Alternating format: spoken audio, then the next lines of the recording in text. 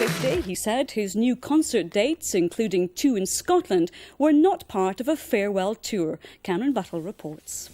Press reports of Rod Stewart's retiral created massive media interest, but the veteran rocker said he had no plans to retire and it was all a misunderstanding over a couple of drinks at the weekend.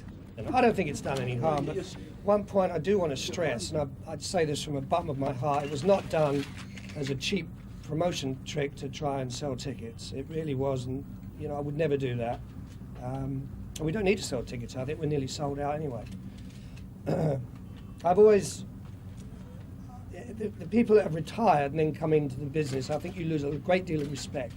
You know, and it's happened to so many artists. They're going to retire, then they come back, then they retire again, they disappear.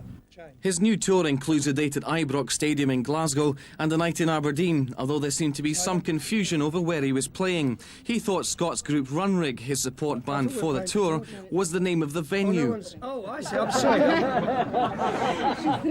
Is it the band that's supporting us? I didn't know. I've never heard of them, I'm sorry.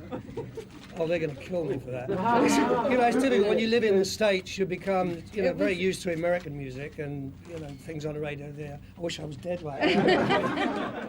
A spokesman for Runrig put Rod's comments down to another misunderstanding. As far as the band were aware, he had specifically asked for them.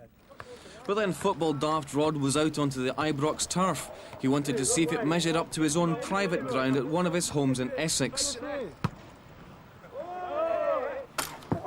Despite the media reports about his premature retiral, Rod did say he had no plans to take any legal action. He only seemed disappointed he would not be able to stay up in Scotland long enough to see tomorrow night's Scottish Cup clash between Hibernian and his favourite Celtic. Cameron Buttle reporting Scotland, Glasgow. Commenting on the rumours, he said he couldn't be sure what he said yesterday because he'd been drinking. But today, he denies he's to hang up his microphone for good. Lorraine Davidson reports. Can't get up here, I've got a chiseled toe.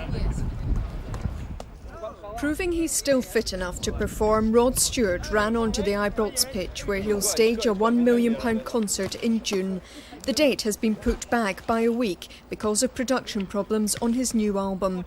And it would appear he suffered communication problems yesterday while speaking to a journalist in Cannes, which resulted in this morning's newspaper headlines announcing his retiral. But in an interview with Scotland Today, Rod revealed he expects to be around much longer. So what about these rumours that you're set to retire? Does it look like I'm about to retire?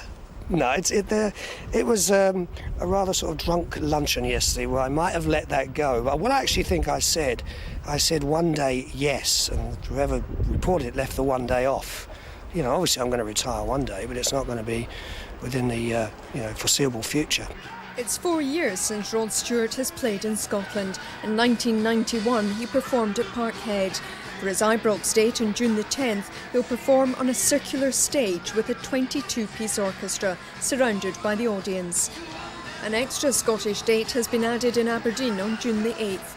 But when asked at a news conference why Runrig had been chosen as the support group for that concert, Rod appeared confused. Well, I thought we were playing Pretoria. No, it's a band.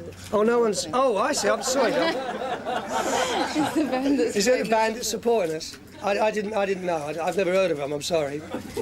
Oh, they're going to kill me for that. You know, it's typical when you live in the States, you become, you know, very used to American music and, you know, things on the radio there. I wish I was dead right now. It hasn't been a good 24 hours for Rod Stewart for a second time, his remarks landing him in trouble.